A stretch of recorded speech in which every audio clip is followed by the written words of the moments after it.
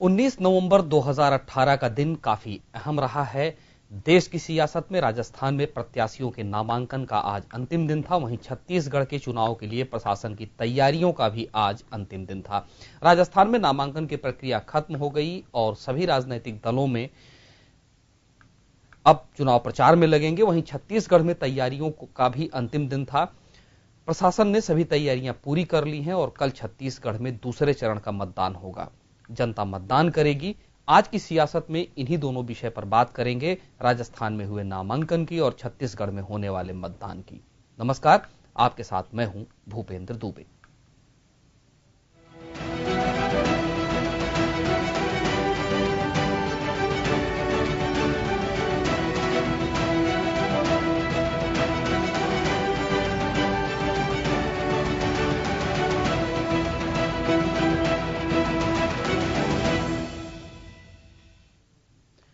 तो छत्तीसगढ़ के दूसरे चरण के 72 सीटों के लिए 20 नवंबर को सुबह 8 बजे से मतदान होगा। वहां पर सभी तैयारियों को पूरा कर लिया है प्रशासन ने। आपको दिखाते हैं पूरा ब्यौरा छत्तीसगढ़ के दूसरे चरण का। चरण में कुल 72 सीटें हैं। अगर कुल वोटर देखे जाए तो 1,53,85,983 वोटर हैं। इसमें पुरुष वोटर 77,86,000 हैं। महिला वोटर 76,38,000 हैं। Third gender 940।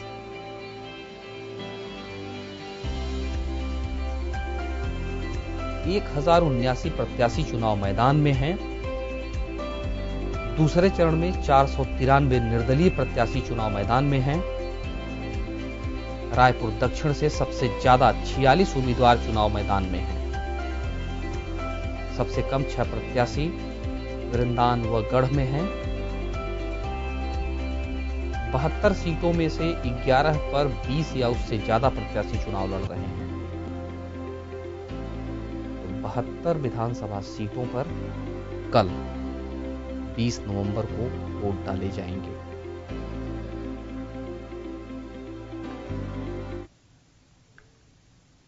तो आपको बता दें कि छत्तीसगढ़ की 72 सीटों पर 20 नवंबर को मतदान होगा, जिसमें ईवीएम भेजने का काम खत्म हो गया है।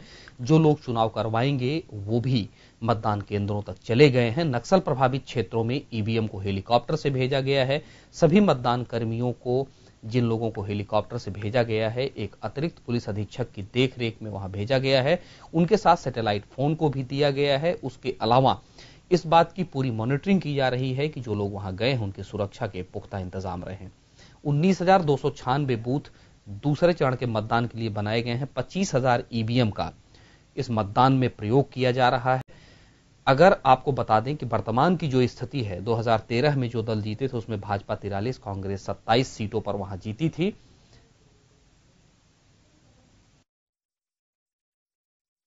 है वो आपको हम दिखा रहे हैं।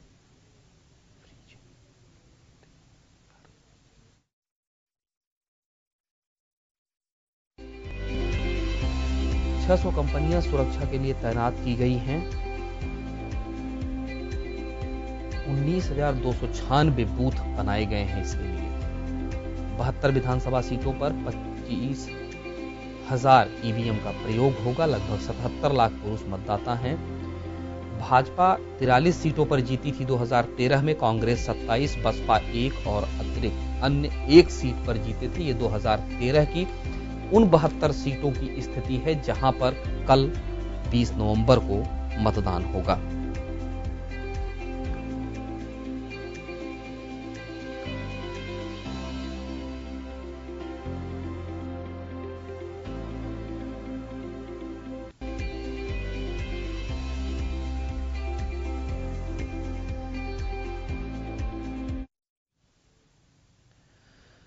तो छत्तीसगढ़ के विधानसभा चुनाव के दूसरे चरण का मतदान 20 नवंबर को 72 विधानसभा सीटों पर होगा, जिसके लिए प्रशासन ने सभी तैयारियां पूरी कर ली हैं। 25,000 ईवीएम का उपयोग होगा। 19,000 मतदान केंद्र हैं। उसके अलावा 600 कंपनियों को मतदान में लगाया गया है। कोशिश यही है कि नक्सल प्रभावित क्षेत्रों में शांतिपूर्ण ढंग से मतदान हो सके। बात करते हैं राजस्थान की। राजस्थान में सभी राजनीतिक दलों द्वारा उतारे गए उम्मीदवार अपने क्षेत्र में नामांकन पत्र भर दिए हैं। कांग्रेस, बीजेपी सहित राजस्थान के सभी क्षेत्रीय दलों के उम्मीदवारों ने अपना अपना नामांकन कर दिया है। नामांकन की प्रक्रिया को लेकर पेश है एक खास रिपोर्ट। राजस्थान में चुनावी रंग जोरों पर है और ग्रेट पॉलिटिकल ड्रामा भी और उसके किरदार लोगों की जुबान पर हैं। इधर नॉमिनेशन का आखिरी दिन भी पूरा हुआ, लेकिन आखिरी दिन काफी चर्चा में रहा क्योंकि इस दिन अशोक गहलोत, सचिन पायलट, सीपी जोशी और यूनुस खान जैसे दिग्गज नेताओं ने पर्चा भरा। टोंक में सचिन पायलट ने अपने रोड शो के द्वारा ताकत का प्रदर्शन किया, वहीं बीजेपी ने यूनुस खान को सचिन पायलट के सामने मैदान में उतार दिया है। इधर अशोक गहलोत ने भी नॉमिनेशन फाइल किया और चुनावी सभा कर ताकत का प्रदर्शन किया। नई पीढ़ी का आने का वक्त आ गया है राहुल के जमाने के अंदर, और पुरानी पीढ़ी जो अनुभवी है उनकी ड्यूटी है कि वो उनको मार्गदर्शन करे, उनको अनुभव का लाभ दे, जिससे कि कांग्रेस के अंदर एक नया जोश के सामने देश की सेवा का जो जज्बा है कांग्रेस में उसको पूरा कर सके।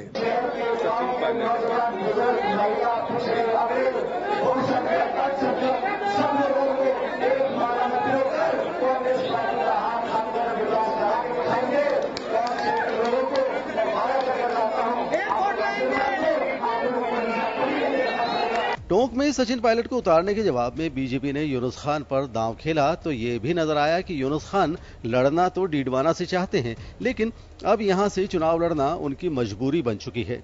यूनुस खान और सीएम राजे ने यह दावा किया कि कांग्रेस की सचिन को उतारने की नीति फेल है। उन्होंने कहा कि बीजेपी ग्रास रूट पर काम कर रही है। काम में कोई कमी नहीं रही है, पार्टी पूरी तरह से ग्रास रूट लेवल तक लगी रही है। आगे में जनता क्या चाहती है, और ये जो किसी ने प्रचार करने की कोशिश की है कि एक बार एक और एक बार दूसरा, ये भी एक गलत प्रचार है, क्योंकि 50 साल कांग्रेस ने राज किया, तब तो किसी ने नहीं कहा कि हम एक बार ये और एक बार वो। तो अब अपना ये अब भाजपा के 50 साल चालू हो गए। ये चुनाव दो चीजों के बीच में है। एक तरफ स्वामी है जो स्वयं अपने हस्ताक्षर करके और इस विधानसभा को चुना है, दूसरी तरफ सेवक है जिसको निर्देश मिला है, पार्टी कार्यकर्ता लेकर के आए हैं। तो मैं सोचता हूँ स्वामी और सेवक का चुनाव है। इस चुनाव में पॉलिटिकल ड्रामा, सियासी आंसू, रूठना और मान मनोबल भी दिखा। कई उम्मीदवारों के टिकट कटे तो कई बड़े नाम बागी बने, कई दिग्गजों ने पाला बदला तो कई अपनी भावनाओं को नहीं रोक पाए। वहीं टिकट वितरण को लेकर जो कायदे तय किए गए थे उनकी भी धज्जियां खूब उड़ाई गईं। कांग्रेस ने 2 बार हारने वालों को टिकट नहीं देने का कायदा डॉक्टर बीडी कल्ला के लिए तोड़ दिया। कांग्रेस के वरिष्ठ नेता बीजेपी के पाले में जाकर बैठ गई। कुल मिलाकर इस सियासी भूचाल में अब नॉमिनेशन की सीमा खत्म हो चुकी है। अब देखना यह होगा कि बागी नेताओं पर क्या नीति अपनाती है ताकि नुकसान के प्रभाव को कम किया जा सके।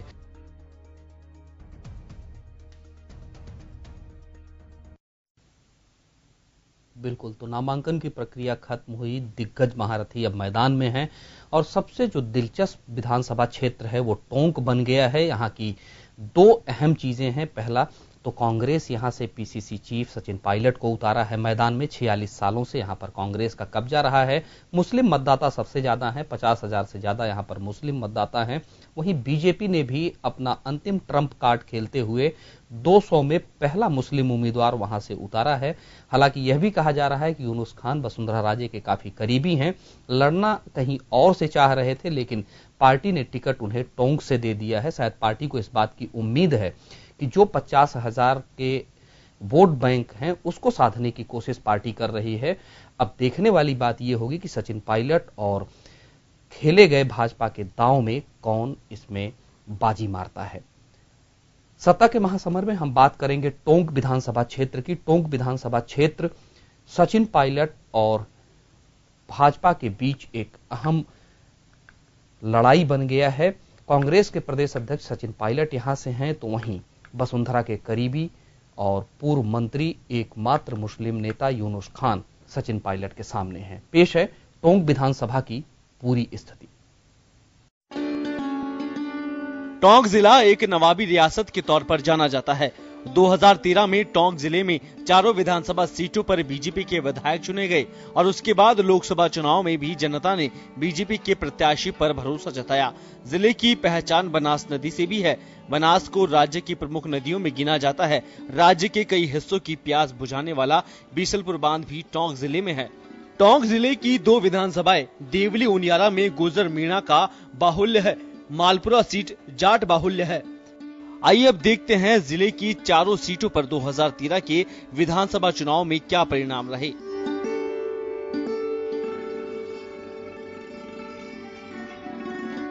टोंक जिले में चारों विधानसभा सीट पर बीजेपी काबिज हुई। वहीं लोकसभा में भी बीजेपी को फतह मिली, लेकिन इस नवाबी रियासत में बहने वाली बनास को बजरी खनन ने बर्बाद कर दिया। सरकार भी इसे रोकने में नाकामयाब रही। अब जब चुनाव सामने है तो दोनों ही पार्टियां फिर से टोंक को लेकर जीत के दावे ठोक रही है। तो जिन बातों पर वोट मांगे गए थे उन पर पूरी तरीके से स्थानीय विधायक भी और राज्य सरकार भी विफल रही है। राज्य सरकार ने वादे किए थे कि हम बेरोजगारों को रोजगार देंगे, आज तक कोई रोजगार का काम नहीं है। भारतीय जनता पार्टी कार्यकाल में टोंक पूरे जिले का बहुत विकास हुआ है। प्रत्येक गांव में गौरवपथ बने हैं, प्रत्येक गांव में सीसी रोड नाली निर्माण हुए, गांव में मॉडल तालाब बना है। गांव की दशा और दिशा सुधरी है, इसमें कोई शंका नहीं है। टोंक जिले में अवैध बजरी खनन, पानी, सड़क और रोजगार के मुद्दे अहम हैं। आइए जानते हैं क्या कहती है टोंक की जनता। कहाँ हमारी जन समस्याओं का समाधान हुआ, ना हमारे लिए कोई रोजगार की व्यवस्था की, ना टोंक मुख्यालय को रेल से जोड़ने की कार्रवाई की। आज सादत हॉस्पिटल में सारे रिक्त पद पड़े हुए, उनको भरने तक का काम नहीं किया, तो इस सरकार से क्या उम्मीद की जाए। आम जनता के जो मुद्दे थे, 5 साल पहले जो मुद्दे थे, जो मांग थी, जो समस्याएं थी, वो आज वैसी की वैसी जस की तस बनी हुई है। बल्कि कई समस्याएं तो और ज्यादा बढ़ गई हैं। फिर अभी इस वक्त जो सरकार के जो नुमाइंदे, जो मौजूदा जो जनप्रतिनिधि लोग हैं, उन्होंने जो वादे किए थे जो बड़े बड़े, वो किसी भी वादे पे सफल नहीं हो पाए हैं। था तो रेलवे लाइन तो पहले तो उन्होंने घोषणा की थी, फिर बाद में मना कर दिया। केंद्र काम ये गाँव में रोड खराब हो रहे, जगह जगह रोड नहीं है। आजादी के बाद से टोंक अब तक रेल से नहीं जुड़ पाया है और अब तक हुए सभी चुनावों में टोंक में रेल एक चुनावी मुद्दा रहा है। आइए नजर डालते हैं टोंक जिले में चुनावी मुद्दों पर।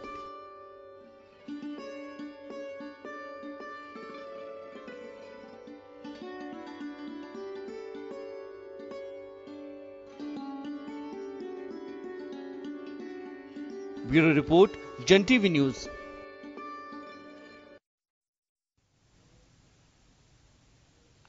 तो टोंक विधानसभा में सड़क, बिजली, पानी समस्या है। वादे बड़े हुए लेकिन काम पूरा नहीं हुआ। और अहम ये है 2018 के विधानसभा चुनाव के लिए कि बड़े नेता इस बार टोंक विधानसभा से चुनाव लड़ रहे हैं।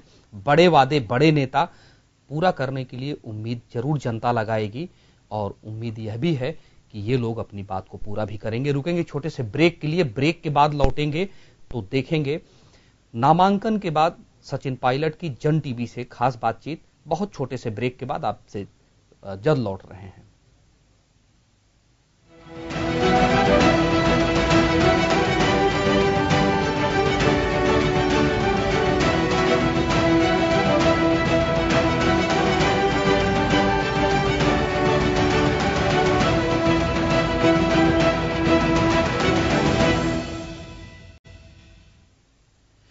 ब्रेक के बाद एक बार फिर से आपका स्वागत है हमारे खास कार्यक्रम सियासत में। आज टोंक विधानसभा सीट से कांग्रेस के प्रदेश अध्यक्ष सचिन पायलट ने नामांकन किया और नामांकन करने के बाद उन्होंने जन टीवी से पूरे चुनावी प्रक्रिया और साथ ही टोंक विधानसभा की योजनाओं को लेकर बातचीत की। पेश है सचिन पायलट से खास बातचीत। अध्यक्ष सचिन पायलट पहली मर्तबा विधानसभा चुनाव लड़ रहे हैं। राजस्थान प्रदेश कांग्रेस के फेस हैं, इनके नेतृत्व में चुनाव लड़ा जा रहा है। टोंक सीट से इनका नामांकन के साथ ही हॉट सीट बन गई है।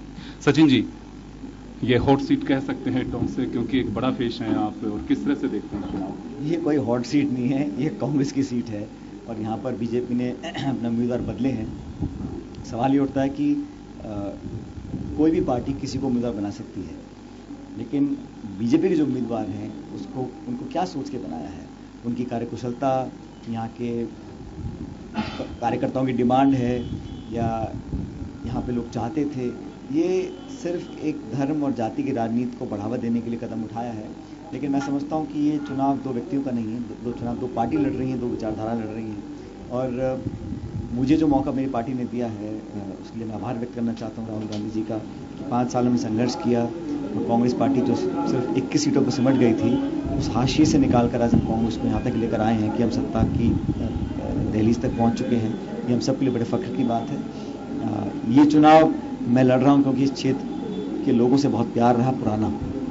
जो बाजू का जिला है अजमेर में वहाँ से सांसद रहा, और इधर वाला जिला है दौसा, वहाँ से सांसद रहा, तो ये बीच में पड़ता है टोंक। तो पार्टी ने मुझे कहा कि इस बार आप टोंक से चुनाव लड़िएगा, और ये चुनाव मैं लड़ूंगा सिद्धांतों के आधार पर, विकास के मुद्दों के आधार पर, और राजस्थान के बेहतर भविष्य का निर्माण कैसे हो सकता है उसके आधार पर। अविनाश भाई खन्ना ने पिछले दिनों ही कहा था कि सचिन जी को हम घेरने के लिए हमारी रणनीति के तहत ऐसे व्यक्ति को चुनाव लड़ाएंगे कि वो बाहर नहीं निकल सके।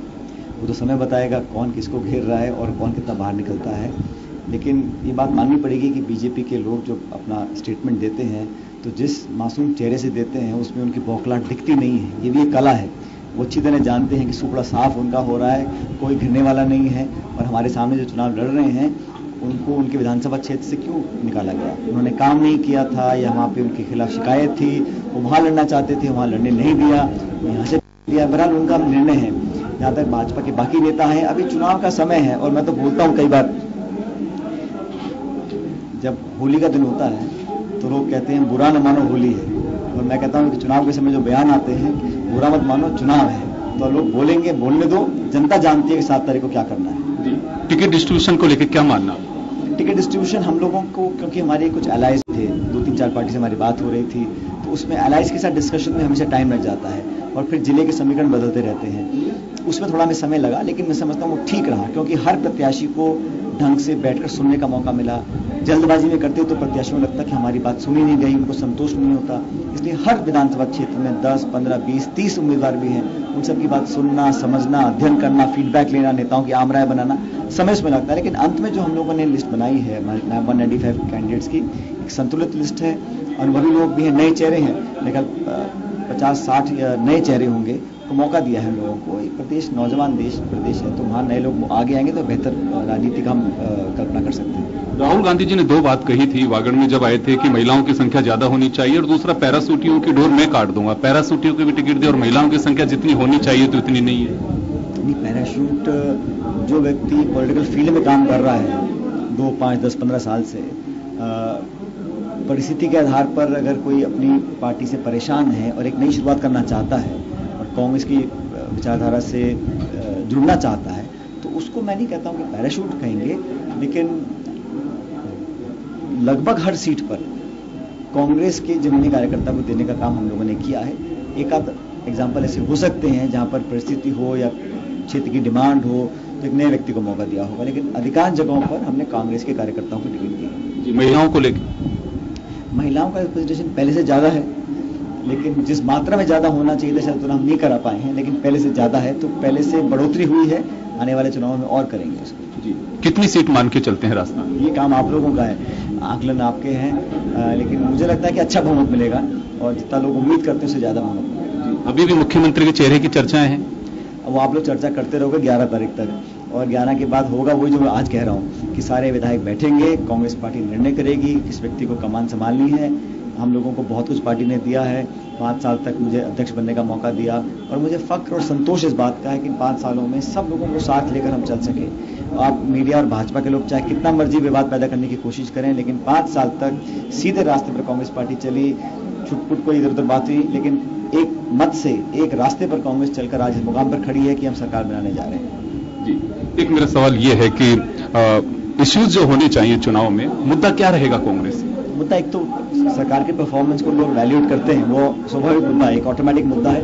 मुद्दा ये भी है कि हम लोग क्या लेकर, बहुत जल्द हम अपना जन घोषणा पत्र लेकर आएंगे, तो आपको पता पड़ेगा कि हम क्या ब्लूप्रिंट तैयार कर रहे हैं। मुद्दे विकास के होने चाहिए, किसी और मुद्दे पर बात करने का मतलब नहीं है। आज जो भाजपा ने वादे किए, हम उनसे जवाब पूछते हैं, आंतरिक सुरक्षा, महंगाई, करप्शन, नोटबंदी, जीएसटी, सांप्रदायिक तनाव, सामाजिक तनाव, टकराव, समाज में जहर, ये सारी बातें, इसका जवाब कौन देगा? लेकिन बीजेपी चाहती है कि मुद्दे को बात मोड़ दिया जाए, चाहे गौरक्षक के नाम पर, चाहे मंदिर मस्जिद के नाम पर, चाहे धर्म और भाषा के नाम पर। लेकिन आज के नौजवान एक नई तरह की राजनीति चाहते हैं, वो डेवलपमेंट ओरिएंटेड इश्यूज को देखना चाहते हैं, और वो ठीक वही फोकस राहुल गांधी कांग्रेस पार्टी का है। चलिए, सचिन पायलट पूरी तरह से कह रहे हैं कि हमें चुनाव पे फोकस कर रहे हैं, इश्यूज वही होने चाहिए जो प्रदेश की जनता चाहती है, यानी कि विकास का मुद्दा होना चाहिए और होना भी यही चाहिए। लंबे समय से मीडिया यही कहता है कि राजनीति अपनी दिशा से भटक रही है, शायद हो सकता है कि अब आप लय में लौटे। कैमरा पर्सन सुशील के साथ योगेंद्र शर्मा, जन टीवी न्यूज, टोंक।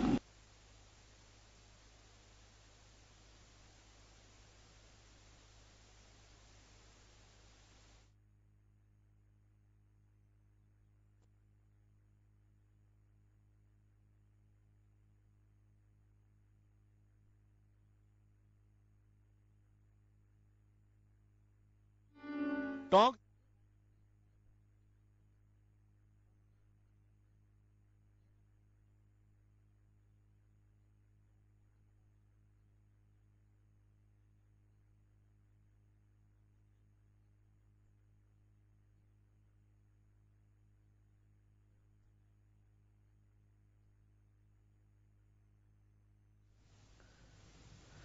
तो सचिन पायलट के बाद आपको सुनाते हैं उनके विपक्ष में उतारे गए भाजपा के उम्मीदवार यूनुस खान को। यूनुस खान ने टोंक विधानसभा के विकास के लिए क्या बातें कही हैं, उन्होंने जन टीवी से खास बातचीत की नामांकन के बाद।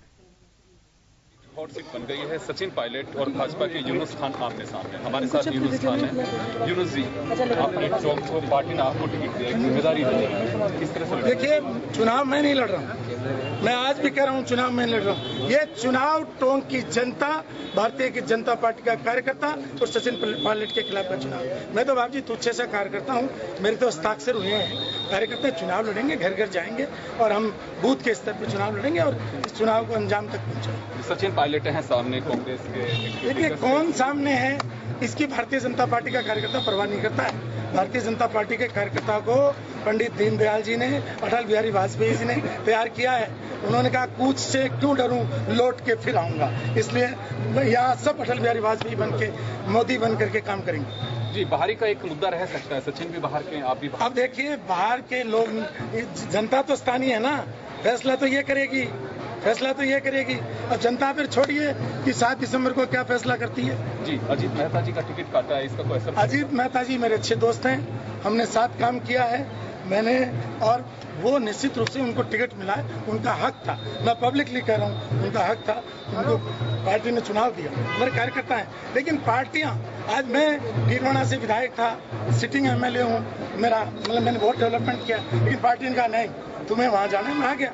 पार्टी ने उनको कहा नहीं अब हम प्रत्याशी बदल रहे। तो ये पार्टी का निर्णय रहे। ये यूनुस खान और मेहता जी दोनों तो छोटे से कार्यकर्ता हैं, उनको तो जो निर्देश मिलता है वो करेंगे। डीडवाना से चुनाव नहीं लड़े, इसका मलाल रहेगा, विकास भी आपने काफी करा। देखिए, अब चुनाव जो है राजस्थान का हो रहा है। ये कल गहलोत जी ने कहा कि मैं थासूं दूर नहीं, मैं राजस्थान को हूँ। तो ये जो गहलोत जी का ये मुस्कुराहट साफा बांध के कल किया है, तो मुझे लगता है कि ये टेक ऑफ भी मुश्किल से हो पाया, अब तो लैंड तो हो ही नहीं पाया। जी, एक आखिरी सवाल है, एक मुस्लिम को टिकट दिया गया है, बीजेपी के। आप चुनाव को सबका साथ सबका विकास में बांटो, जाति धर्म में मत बांटो चुनाव को। चुनाव को चुनाव के तरीके से होने दो।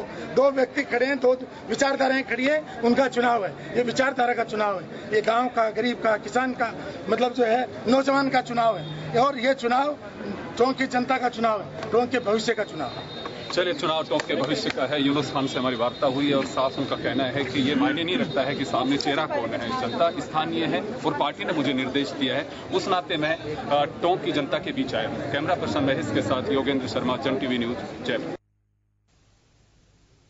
तो चलिए, टोंक विधानसभा के दोनों उम्मीदवार, दोनों धुरंधर, गांव के किसान की बात कर रहे हैं, विकास की बात कर रहे हैं, नौजवान की बात कर रहे हैं। टोंक की जनता भी यही चाहती है। दोनों के जिम्मे बड़ी जिम्मेदारी है। तो आज की सियासत में इतना ही।